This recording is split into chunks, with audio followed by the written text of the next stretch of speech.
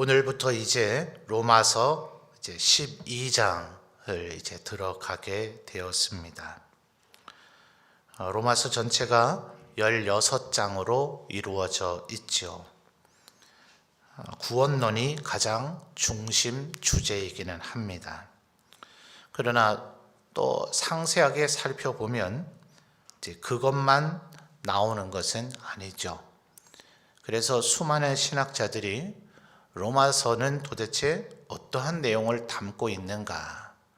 그래서 서론, 본론, 결론 이렇게 3단지로 나누면 아주 간단하게 나눌 수 있겠습니다만 이 16장이 작다면 작지만 그래도 바울 서신 중에서는 꽤 긴 편 쪽에 오히려 속하거든요.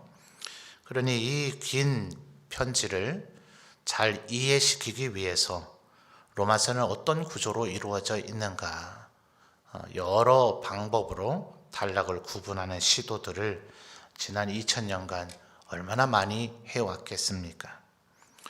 그런데도 불구하고 가장 빈도수가 이제 높은 것이 바로 이 12장을 기점으로 해서 1장부터 11장까지 그리고 12장부터 16장까지로 나누는 이 구분이 지난 2000년간의 로마서의 구조를 나누는 그런 구분 중에서 가장 빈도수가 높은 것이다 하는 겁니다. 흔히 바울 서신들은 그 서신의 내용의 3분의 2와 뒤에 3분의 1, 지금 로마서가 전형적인 그런 구조죠. 좀 짧은 서신서는 거의 50대 50의 반반 정도. 앞에는 이제 하나님이 어떤 분이시고 또 우리를 향해서 어떤 일을 하셨고 주로 하나님의 은혜와 사랑을 나눈다면 그걸 설명한다면 이와 같은 사랑과 이와 같은 은혜를 우리가 받았다면 우리는 이제 어떻게 살아야 될 것이냐. 그 뒷부분은 이제 삶에 대한 실천적인 부분을 다루고 있는 것이 바울 서신의 전형적인 구조입니다. 그래서 이 로마서도 그 틀에서 벗어나지를 않아요. 오히려 바울 서신 13권 가운데서 가장 바울 서신다운, 가장 바울 서신적인 구조를 가지고 있다 해도 과언이 아닙니다. 그러니 오늘 우리가 읽은 단락에서를 보면 3절에 보시면 어떤 단어가 나옵니까? 3절, 내게 주신 은혜로 말미암아. 자, 바울 사도가 뭘 강조하고자 하는지가 여기서 드러나죠. 6절을 보시면 이제 3절에 내게 주신 은혜라고 얘기했던 그 은혜를 6절에서는 우리에게 주신 은혜대로라고 얘기하고 있잖아요. 그러니까 지금 바울 사도가 1장에서부터 11장까지 했던 얘기를 단 2글자로 표현한다면 뭐냐? 그건 결국 은혜라는 거죠. 에베소서가 로마서보다는 좀 더 후기에 저술된 서신입니다. 그러니까 에베소서에 가면 무엇을 바울 사도가 은혜라고 생각하고 있는지를 더 선명하게 설명하죠. 에베소서 2장에 보니까 너희가 그 은혜로 말미암아 믿음을 값없이 선물로 받았다. 그 값없이 선물 주신 그 선물이 뭡니까? 바로 예수 그리스도 자체이시죠. 그분이 우리 대신 죽으셔서 우리의 모든 죄값을 치르시고 우리에게 죄사함의 은혜, 죄사함 자체이지만 그 죄사함을 또 은혜라고 표현하죠. 그래서 죄사함을 얻게 하셨다 혹은 죄사함의 은혜를 얻게 하셨으니 그 예수 그리스도 자체가 바로 은혜이죠. 그리고 그 예수 그리스도가 날 대신해서 죽으셔서 나의 죽음을 회복시켜 주시고 영생을 주셨다. 이 또한 은혜이고요.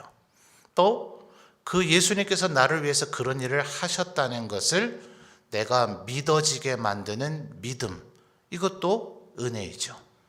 다 같은 얘기라고 볼 수도 있겠습니다만 주님의 나를 향한 죽으심, 또 그 죽으심을 믿어지는 것, 이 모든 것들이 은혜입니다. 그래서 지금 바울 사도는 지금까지 1장부터 11장까지 지금 벌써 몇 개월 지났습니까? 우리 로마서를 살펴본 지. 굉장히 아주 복잡하고 아주 다양한 정말 논리적인 얘기가 많이 나온 것 같았지만 결국 바울 사도가 하고자 했던 얘기는 오직 이 은혜로만 구원을 받는다. 하나님 앞에 우리가 죄의 사함을 받고 싶을 것 아니에요? 어떤 인간이든지.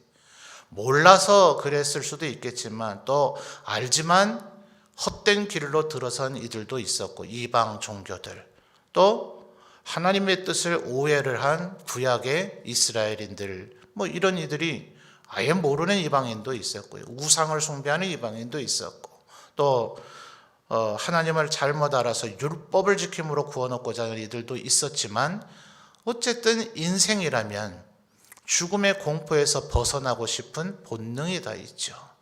죽고 싶지 않다. 누가 과연 죽고 싶겠어요? 스스로 목숨을 끊는 이들은 삶 자체가 죽음보다 더하다는 그런 생각을 갖게 되니까 죽음을 선택하죠. 우리가 그 옆에서 그래도 살만한 세상이다, 소망이 있다, 주님 안에서는 희망과 은혜와 긍휼이 있다는 것을 알려주면 그가 그와 같은 죽음의 길을 선택하지는 않을 수 있겠죠. 그런 또 선교적인 전도적인 삶을 살아야 되겠죠. 어쨌든 그 어떤 인간도 죽음을 원하지는 않을 거예요. 그러니 이 죽음의 문제가 해결되어지는 것이 결국 은혜이죠. 구원은 은혜이고 우리에게 믿음이 있다는 것도 은혜인 것이죠. 그러니까 하나님께서 그와 같은 은혜를 우리에게 주셨으니까, 또 은혜입니다만, 큰 틀에서 보면 은혜입니다만 12장 1절을 보면 그러므로 라는 단어로 시작하고 있잖아요. 이것은 소위 말하는 인과관계라 그러죠. 그 앞에 어떤 원인이 있으니까 뒤에 이제 결과를 얘기하는 것이기 때문에, 어떤 이는 12장 1절의 이 첫 단어인 그러므로는 1장에서부터 11장까지의 전체를 포괄하는 그런 그러므로이다 라고 말하는 이가 있는가 하면, 그렇게까지 볼 필요 없이 바로 앞에 있는 11장 부분만 보아도 된다라고 이야기하는 학자들도 있습니다. 그래서 11장의 내용을 보면 그 두 양자가 1장부터 11장까지냐 11장 만이냐 이것 가지고 굳이 싸울 이유가 없는 것이, 은혜 때문이라면 11장에서 뒷부분에서는 결국 긍휼이죠. 긍휼. 하나님께서 때로는 유대인들을 사랑하셨는데 그 유대인들이 하나님의 그 은혜를 가벼이 여기고 때로는 하나님을 업수히 여길 때 하나님은 이방인에게 긍휼을 베푸셨다. 이방인이 긍휼을 받아서 그 긍휼로 말미암아 이방인이 잘 되고 형통하게 되고 번성하게 되고, 마치 돌 감람나무가 참 감람나무의 젖붙임을 받아서 자기 그 가지 몸체는 돌 감람나무인데 양분은 참 감람나무로부터 받으니 좋은 감람 열매를 맺게 되니, 원래의 감람나무 가지들이 일종의 죄악된 표현이지만 시기라는 단어까지를 썼다 살펴봤죠. 11장 11절과 11장 14절. 사실 성경 안에서는 시기라고 하는 것은 죄악 가운데 하나로 적시하고 있는 부분이라서 시기하는 마음을 먹으면 안 되죠. 근데 바울 사도는 이 단어보다 더 강렬한 단어를 찾지 못한 것 같아요. 그 단어를 왜 바울 사도가 왜 썼을까? 바울이 설마 이게 죄라는 걸 모르고 썼을까? 그래서 이제 학자들이 하는 얘기예요. 다른 이가 하나님의 은혜를 받을 때 다른 이의 마음속에서 생겨나는, 나도 하나님의 은혜를 받아야 되겠다, 내가 왜 그동안 헛되이 살았던가, 죄악되게 살았던가, 내 마음대로 살았던가 하는 그 마음을 먹는 고마움은 시기라고 하는 단어 외에는 다른 단어로 표현할 방법을 찾지 못했던 것 같다. 그와 같은 강렬한 마음, 비록 죄악된 모습 같아 보이긴 하지만 하나님께서 그와 같은 강렬한 마음을 불러 일으키시는 거예요. 그 불러 일으키심 자체가 긍휼이죠. 와, 저희는 왜 하나님 앞에 저와 같은 복을 받을까라는 이런 생각을 가짐으로 비록 한순간은 거의 죄악과 같은 시기하는 마음을 먹었을지라도 이것은 우리가 두고두고 한 사람을 막 미워하고 원수시하는 그 시기하고는 다릅니다.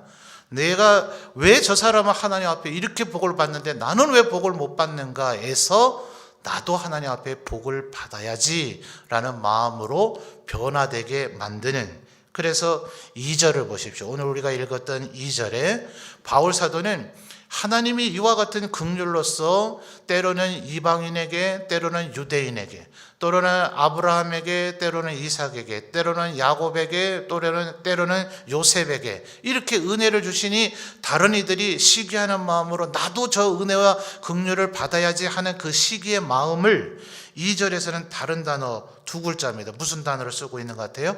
변화를 쓰고 있죠. 변화. 2절이 네 단계를 얘기합니다. 그러므로 너희는 이 세대를 본받지 말고, 첫 번째 뭡니까? 오직 마음을 새롭게 해서, 두 번째요, 변화를 받아, 세 번째요, 하나님의 선하시고 기뻐하시고 온전하신 뜻이 무엇인지를 뭐 해야 됩니까? 분별해야 되는 거죠. 이와 같이 하나님 앞에서 이 세대는 본받지 말고, 뭐 그거는 당연히 해야 되겠죠. 근데 첫 번째인 세대를 본받지 말고 마음을 새롭게 하는 것은 일종의 진행 과정이고 방법론이라고 한다면, 실질적으로 혹은 실체적으로 이루어져야 되는 건 뭡니까? 변화죠. 변화. 이게 아까 11장 11절과 14절에서는 바울 사도는 이 변화를 일으키는 동력은 시기만큼 더 유용한 강렬한 감정은 없다. 나도 저와 같은 복을 받고 싶다. 이런 마음을 그들의 마음에 불러 일으키셔서 그들로 하여금 하나님 앞에 온전히 서게끔 만드셨다. 그것이 뭐죠? 그것 또한 하나님의 긍휼인 거죠.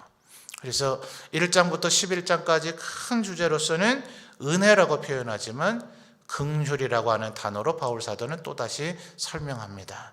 자, 그럼 오늘 12장의 내용을 본격적으로 살펴보기 전에 우리 성도님들도 이 바울 사도가 얘기하는 것에 동의하는가 혹은 이해를 했는가 제가 한번 여쭤보겠습니다. 여러분, 은혜를 받으셨습니까?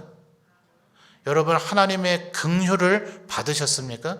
그러면 이제 12장을 읽을 준비가 된 거예요.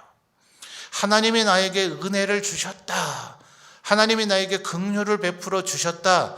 이 마음이 든 사람이 12장부터를 읽어야 되지, 이걸 아직 이해 못한 사람은 12장 뒤에를 읽으면 큰일 나요.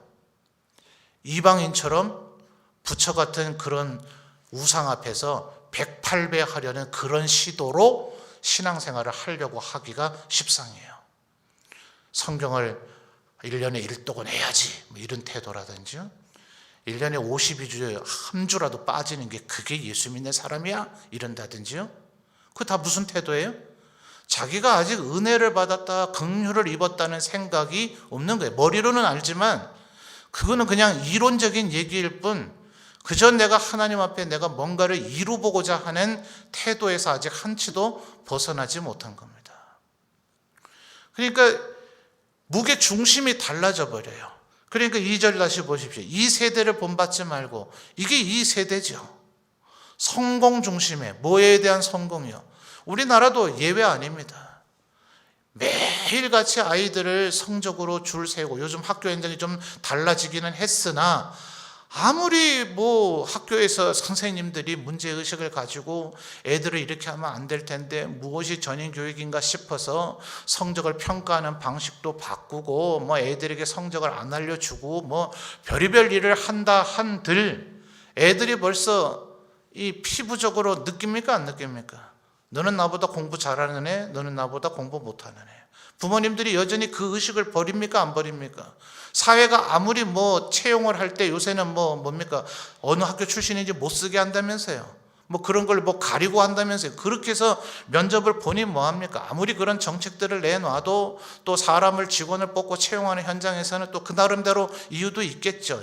실력 있는 사람을 뽑아놓지 않으면 회사가 마비되거나 망할 수도 있을 테니 참 서로가 어렵겠죠. 그러니까 이 세상은 누가 무슨 마음을 가지고 어떤 방법과 어떤 태도를 동원해 낸들 끊임없는 이 경쟁심에 이 뭔가를 이뤄내고자 하는 업적 위주의 혹은 성공지향적인 이 생각을 본질적으로는 버릴래야 버릴 수가 없어요. 근데 여러분 2절의 이 한 절이 얼마나 어마어마한 얘기를 담고 있는가를 오늘 뭐 1절부터 13절까지 다 좀 터치는 하긴 해야 되겠습니다만 저는 이 로마서 12장을 뭐 로마서 전체가 다 중요하긴 중요하죠. 종교개혁자들도 성경 중에 성경이다. 어떤 이는 66권 중 딱 2권만 있어야 된다면 뭐 로마서와 에베소서 혹은 로마서와 계시록 이렇게를 꼽을 정도로 말 그대로 성경 중에 성경이기 때문에 로마서 16장 전체가 다 한 구절 한 구절이 중요하겠지만 로마서 전체 안에서도 12장 1절과 2절은 우리 예수 믿는 그리스도인들이 어떻게 살아야 되는가 정말 핵심적인 얘기죠. 그러니까 이것은 구원의 확신 가진 사람이 읽어야 될 얘기입니다.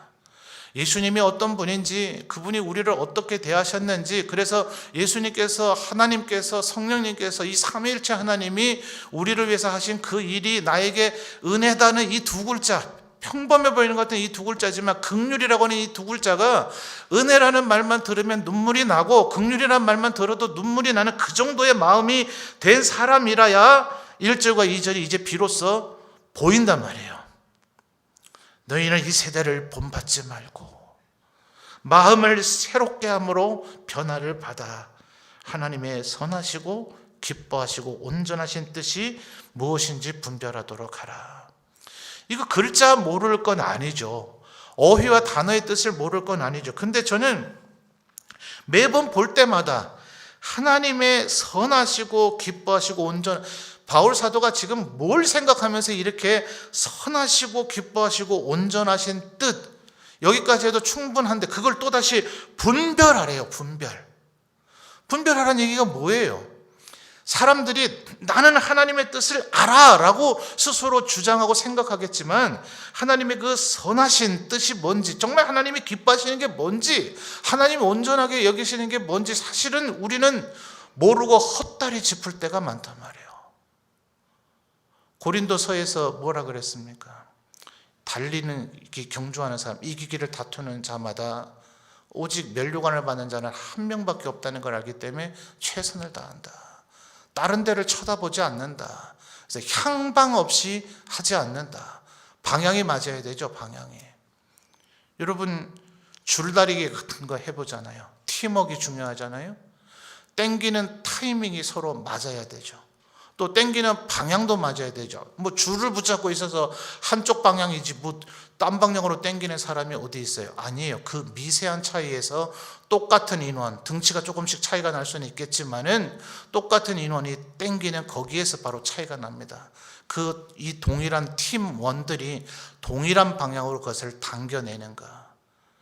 그러니까 여러분 하나님의 2절 다시요. 하나님의 선하시고 기뻐하시고 온전하신 뜻을 분별하지 못하면 비록 하나님의 은혜와 긍휼이 뭔지를 충분히 체험하고 느끼고 있는 사람이라 할지라도 하나님의 뜻을 역행하는 삶을 살 위험이 있단 말입니다. 구체적으로 바울 사도는 사실은 2절의 이 뜻을 지금 설명해 주는 게 아니라 그 뜻을 이해한 사람이 어떤 태도를 가지는가. 그래서 3절 말씀을 보시면 하반절에 믿음의 분량이라고 하는 표현이 나오죠. 찾으셨습니까? 3절 하반절에 오직 하나님께서 각 사람에게 나누어 주신 믿음의 뭐예요? 분량대로 지혜롭게 생각하라 그랬죠. 6절 말씀을 보면 3절은 내게 주신 은혜였었잖아요. 6절은 우리에게 주신 은혜대로 받은 은사가 각각 다르니 혹 예언이며 물론 예언에 국한된 얘기지만 믿음의 분수대로가 또 나오죠. 믿음의 분량과 분수. 아까 하나님의 긍휼과 은혜를 모르는 사람은 본질적으로 1달란트 받으면 불평과 원망하게 돼 있어요. 5달란트 받은 사람을 바라보고 나는 왜 5달란트를 안 줬냐라는 것 때문에 1달란트를 남기는 것에도 늘 원망밖에 없어요. 그러니까 여러분, 뭔가를 내가 이뤄내는 것이 목적이 아니라 그리스도 안에서는 자유함이 있다. 진리가 너희를 자유케 하리라. 하나님과 그저 하나님의 일 혹은 하나님께 속해 있다는 것, 또 혹은 하나님을 아는 존재가 됐다는 것, 하나님과 함께 동행하는 존재가 됐다는 것 자체가 기쁨인 거죠. 어떤 이들은 사실은 교회 안에서도 조금 유용한 은사들이 있어 보이지 않습니까? 예컨대 무슨 떡입니까? 무슨 떡같이 말해도 무슨 떡같이 알아듣는다고 말이 있죠. 앞에 떡이 뭡니까? 앞에가 개떡입니까? 개떡같이 설교하는 목사보다는 찰떡같이 설교하는 목사가 낫죠. 그러나 분명히 7절 하반절에 얘기하는, 제가 오늘 개떡같이 설교하고 있는 건가요? 7절 하반절에 가르치는 이것이 모두에게 주어지는 것은 아니란 말이에요. 근데 우린 자꾸 어때요? 가르치는 거 잘하는 목사면 좋은 목사라고 자꾸 생각하려고 해요. 혹시 설교를 정말 그 속담이 그러니까 그 단어 씁니다. 설교를 혹시 개떡같이 하더라도 그가 하나님의 성품을 더 닮았으면 그가 더 좋은 목사 아닙니까? 우리는 가끔 이런 거에 속습니다. 하나님 앞에 찬양하는 것이 정말 하나님이 기뻐하시는 거죠.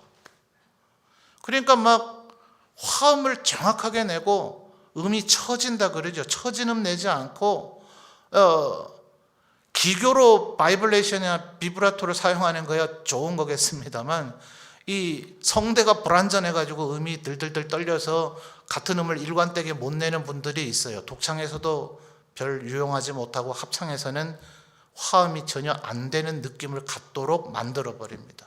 찬양대원으로서는 사실 적합하지 않아요. 그러니까 음악적 기교가 좋은 사람이 교회 안에서는 사실은 좀 은사적으로 인정받기 마련입니다. 그런데 음이 좀 틀리더라도 그가 하나님을 향한 간절한 마음을 갖고 있다는 것이 왠지 느껴지는 분의 찬양이 더 은혜가 되지 않던가요? 저는 모르겠습니다. 성도님들, 우리 목사님 목소리 좀 귀에 때려 거슬리던데 이렇게 생각할지 모르지만, 노래라고 하는, 음악이라고 하는 면에서는 저도 누구에게나 안 빠진다고 자부하며 그렇게 살아왔었어요. 교만하죠. 근데 전에도 몇 번 말씀드렸습니다만, 한참 최절정이라 그럴 때 그 하이 C라 그러죠. 2옥타브 위에 음까지 저 낼 수 있었어요. 안 믿어지시겠지만, 그럼 그렇게 테너로서 못하는 편은 아니에요. 꽤 잘한다고 여겼었어요. 근데 어느 교회 특송하러 갔는데 저희 순서가 끝나고 나서 한 분이 몸에 중풍이 오셔서 절뚝절뚝 하세요. 제대로 걷질 못하세요. 언제 넘어질까 위태로울 정도셨어요. 걸어 나오셨는데 입도 조금 틀어져 버려가지고 발음이 제대로 되질 않아요. 가사 전달이 안 될 뿐만 아니라 그로 인해서 음도 안 맞아요. 그런데 특송을 하시겠대요. 또 그 교회는 이미 여러 번 그분의 찬양을 들었는지라 오늘도 나오실 줄 알고 계세요. 그래서 찬양을 하는데 처음에는 전혀 음악적으로는 그건 뭐 말이 안 되죠. 듣다가 정말 흐느껴 울었어요. 이제 그분이 찬양하기 전에 그 교회 목사님이 설명을 해주시는데, 중풍으로 한 3년간 식물인간으로 대소변 받아내도록 앓으셔야만 했대요. 간절한 기도가 네 발로 예배당을 갈 수 있게만 해주시면 언제든지 하나님을 찬양하겠습니다. 그 찬양은 저는 들어드려야 할 의무가 있다고 생각했어요. 저것이 진짜 찬양이라고 생각했어요. 은혜를 아는가, 긍휼을 아는가. 은혜를 아는 사람이 6절부터 13절까지, 우리는 종종 사실 6절에서부터 13절까지 나타나 있는 이 은사들, 이거를 성도들에게 잘 이해시키고 잘 주지시켜서 어떤 이들은 가르치는 일을 더 열심을 내고, 어떤 이는 위로하는 일을 더 열심을 내고, 어떤 일은 열심히 구제하고, 어떤 일은 열심히 섬기고, 어떤 일은 긍휼을 열심히 베푸게 온 교회가 이렇게 헌신된 일꾼으로 만드는 것이 사실 중요해요. 목사들은 이런 유혹에 많이 빠집니다. 제가 가끔 얘기하는 것처럼 북한 공산당의 표여긴 했습니다만 전군의 간부와 저도 굉장히 매력 있게 생각해요. 해병대도 그걸 지향하고 있으니까요. 안 좋은 얘기긴 하지만 1차 세계대전에 패배했던 독일이 전 유럽과 미국까지 너희는 앞으로 군대 숫자 몇 명 이상은 절대로 못 갖는다, 철저하게 감시했어요. 그들을 장교와 부사관의 간부로 대부분 채웠습니다. 그러니까 고도의 훈련을 시킨 거죠. 간부화를 시킨 거예요. 병사들은 4주 6주면 비록 이병이지만 전투요원으로 만들 수 있죠. 그 전투요원들을 100명 1000명을 효율적으로 승리를 이끌어내는 지휘를 할 사람들은 하루아침에 만들어지지 않아요. 전 군대를 장교 부사관화 시켜버린 거예요. 불과 한두 달 사이에 독일군은 10배 이상으로 늘어났습니다. 그리고 2차 대전을 개전했어요. 전군의 간부는 이렇게 강력한 힘이 있어요.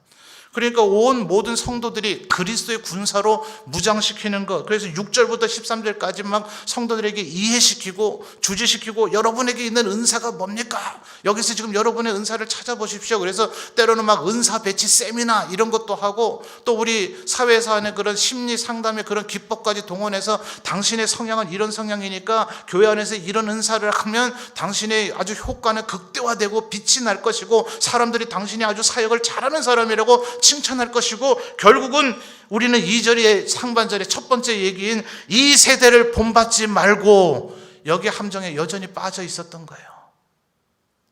주님은 이 세대를 본받지 말라고 하는데, 교회가 이 세대가 하는 방법을 우리도 끌어당겨가지고 어떻게 하든 전 성도들을 효율적으로 하나님 앞에 섬김을 하는 그런 충성스러운 그리스도의 군사를 만들자. 아니요, 그것은 우리가 연습하고 서로 독려하고 막 그렇게 해가지고 우리가 그렇게 돼야 되는 게 아니라, 은혜를 알아서, 하나님의 긍휼을 알아서, 조금 미숙하고 조금 불완전하고 때로는 막 좌충우돌하고 좀 어설프고 이럴지라도, 아까 3절 하반절에 뭐예요? 믿음의 분량대로. 잘하면 잘하고 못하면 잘하고 못한다는 이 표현 자체가 우리에게서 사라져야 돼요. 하나님의 은혜로, 주님이 주신 긍휼로 말미암아 그렇게 하는 거예요. 잘 가르친다 싶은 주일학교 교사가 맡았던 반의 아이들은 전부 다 지금까지도 예수 믿고 있던가요? 그가 정말 잘 가르치기 때문에 정말 좋은 주일학교 교사라면 그분이 반으로 맡았던 아이들은 단 한 명도 떨어지지 않고, 그 반에는 가룟유다 같은 아이가 안 나오고, 유치부 때부터 중고등부 청년부를 거쳐서 집사님이 되고 장로님 권사님이 될 때까지 계속해서 신앙생활을 잘 해야 될 거 아니에요. 그렇게 되더냐고요.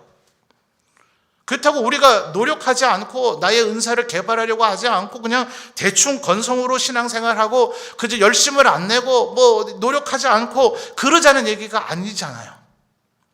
근데 언제나 우리가 잊지 말아야 될 것은, 자꾸 내가 뭔가를 달성하려고 하는 데에 강박관념을 갖지 말자 하는 거예요. 워낙 우리는 이것에 지금 익숙해 있고 우리나라 사회 자체가 이 강박관념을 갖고 살았죠. 나라는 반토막이 났고, 나라는 거의 폐허처럼 멸망해 버렸고, 변변한 자원은 없고, 여전히 우리를 호시탐탐 노리는 적대국들로만 둘러싸여 있고, 온 국민이 일치단결해서 어떻게든 살아남으려는 처절한 노력을 해야만 했었어요. 우리 민족의 아픔이고 슬픔입니다. 그렇게 살 수밖에 없었어요. 그러니까 우리 국민들 모두에게는 민족적인 의식이 그렇게 젖어들어 있기 때문에 신앙도 자꾸 그렇게 하려고 그래요. 그건 하나님이 눈물 흘리실 일일지 몰라요. 사람 부모라면 흐뭇할지 모르지만 우리 대신 죽으신 예수님에겐 그건 흐뭇한 일이 아니라, 야, 내가 다 이루어 줬는데 너 왜 그렇게 버둥대고 네 스스로를 채찍질하고 때로 실수하는 너를 막 학대하고 너에게 죄책감을 스스로 부여하고 있느냐라고 주님이 우리에게 여기실지 몰라요. 다시 한번 2절로 돌아가 보세요. 이 세대를 본받지 말고 마음을 새롭게 함으로 뭐예요?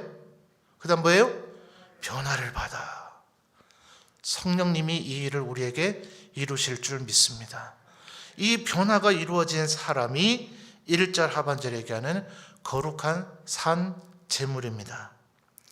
하나님이 우리에게 자비를 베푸셨어요.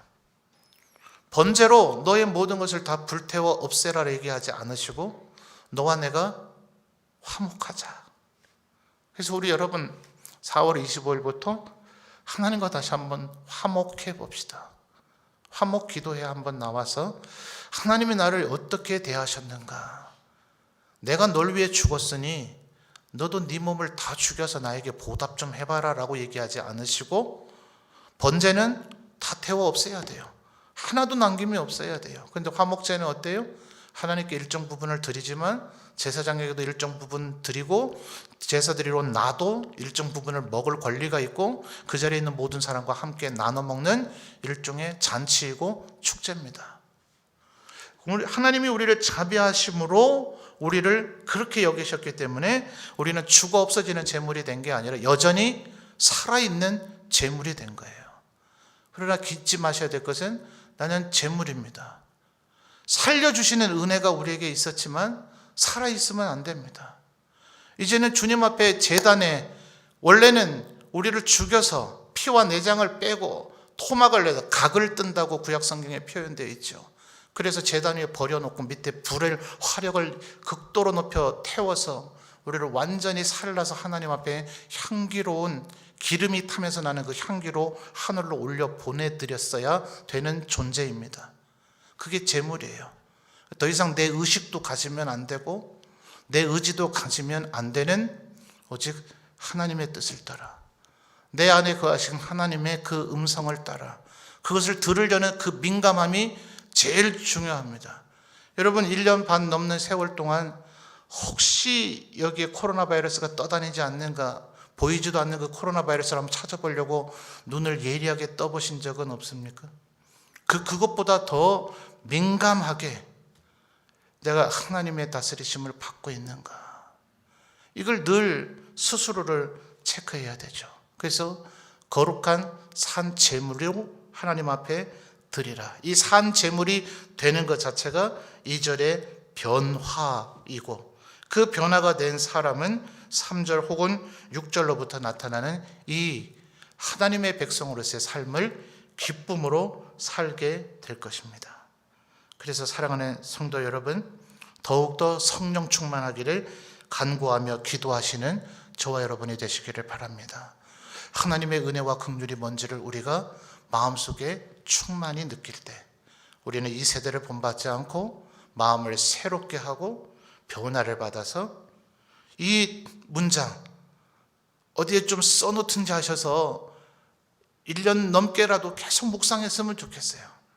하나님의 선하시고 기뻐하시고 온전하신 뜻, 이게 뭘까? 이게 뭐길래 바울사도는 이걸 분별하라고까지 했을까? 늘 이걸 생각하는 거죠. 하나님의 선하시고 기뻐하시고 온전하신 뜻이 뭘까? 이 질문에 대한 효과적인 현대적인 질문이 여러분 팔찌 다 받으셨습니까? 팔찌에 새겨져 있는 What would Jesus do입니다. WWJD. 예수님이라면 어떻게 하실까? 예수님보다 하나님의 선하시고 기뻐하시고 온전하신 뜻을 더 잘 분별하실 분이 계시겠습니까? 그분은 분별할 필요가 없이 하나님과 예수님은 하나이시라.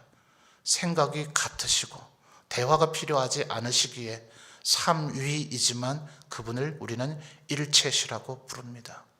트리이지만 유니티이신 분, 트리니티. 세 분이신데 한 분이신 분.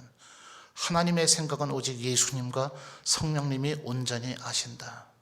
우리가 그분의 몸이 됐으니 우리도 버금가는 감히 내가 하나님의 뜻을 완전히 안다라야 할 수 없습니다만 주님이 우리 인간이 그런 의지를 가지고 그런 뜻을 가지고 그런 계획을 가지면 참남되고 신성 모독에 가까우며 이단이라 정죄되어야 되겠지만 주님이 우리를 그분의 몸으로 선택하시고 부르셨습니다.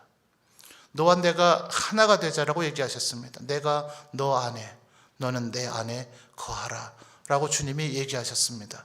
주님이 허락하지 않으면 우리는 감히 꿈도 꾸지도 못하고 상상도 못할 일입니다. 그러나 주님이 그걸 원하시고 명하셨기 때문에 가능합니다. 그러므로 우리가 성령에 충만하게 감동이 되어지고 하나님의 말씀을 깊이 묵상하면, 비록 굳이 이렇게 표현한다면 100% 완전이라는 아니겠지만 하나님의 선하시고 기뻐하시고 온전하신 뜻이 무엇인지 바울 사도가 분별하도록 하라고 명령하신 이 말이 틀린 말이 아니라 우리가 분별할 수 있게 되어질 것입니다. 그러면 우리의 교회 안에서의 삶, 우리의 남은 생애는 진정한 기쁨으로 넘칠 거예요. 주와 함께 걷는 그 길은 기쁜 길일 겁니다. 주속한 주만 보이고 세상과 나는 간 곳이 없고 오직 주님만 바라보는 그런 삶을 살게 될 것입니다. 그 어떤 시련이 우리에게 다가와도, 태산을 넘어 험곡에 갈지라도 주의 은혜를 우리는 누릴 수 있게 될 것입니다. 더욱더 은혜와 긍휼에 사로잡히는 거룩한 산제물이 되시기를 주님의 이름으로 축원합니다.